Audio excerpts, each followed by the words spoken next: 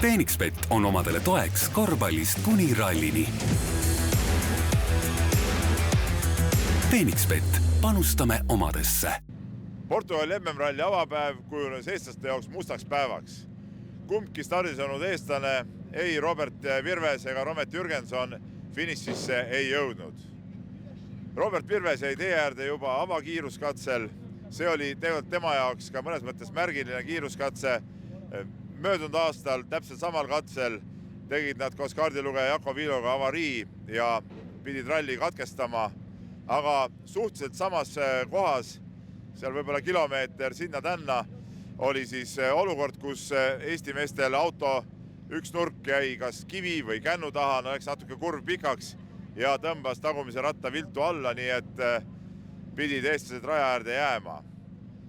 See ei tähenda aga seda, et nende võistlus oleks lõplikult katkestatud. Puksiirautol toodi masin siia meie selja taga olevasse hooldusalasse ja on nüüd aega mõni tund, et seda masinat uuesti korda seada ja reede hommiku uuesti rajale minna. Vaatame, mida Robert Virves ise juhtunust rääkis. Robert Virves Portugali ralli esimese kiiruskatsel jäi tee äärde autoratas, tagumine ratas või risti all, et mis siis täpsemalt juhtus? Läks laiaks üks koht ja jäi kas kännu või mingi asja taha, et muud polnud. Proovisid seal koha peal parandada, vist liikusid natuke edasi ka või vähemalt GPS järgi tundus, et proovisid edasi liikuda vahepeal? No seal oli häda selles, et suht kitsas koht oli ja kohe seisma ei jäänud. Ma otsisin, kus oleks ruumi ja kui seisma jäime, siis oli näha, et korda teha ei saanud, mis ma ise natuke arvan, et võib-olla oleks kohe seisma jäänud, oleks olnud võimalik isegi autos olevate asjadega korda teha see. Et ma arvan, see katkise asjaga sõitmine tegi isegi rohkem liiga. See tee oli päris hull, me ise sõitsime selle katsega läbi, kui siit otsima tulime, et tee oli päris katki, et seal vist sukest asja juhtuda, see võis väga kergelt minna. Jaa, no eks see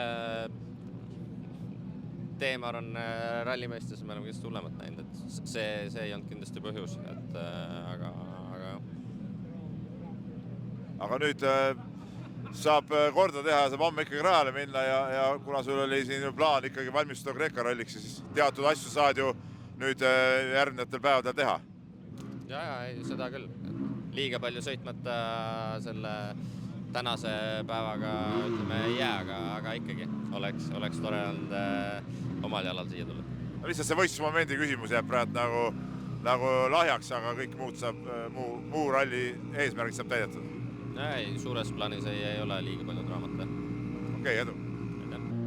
Romet Jürgenson jõudis siis sõita 2 kiiruskatset, aga päeva teise kiiruskatse lõpu osas ka mingi kivi või känd sai tema autole saatuslikuks, roolivõimendi purunes, õli voolas välja ja viga sai ka roolilatt, nii et ei saanud ta enam 3. kiiruskatse starti tulla.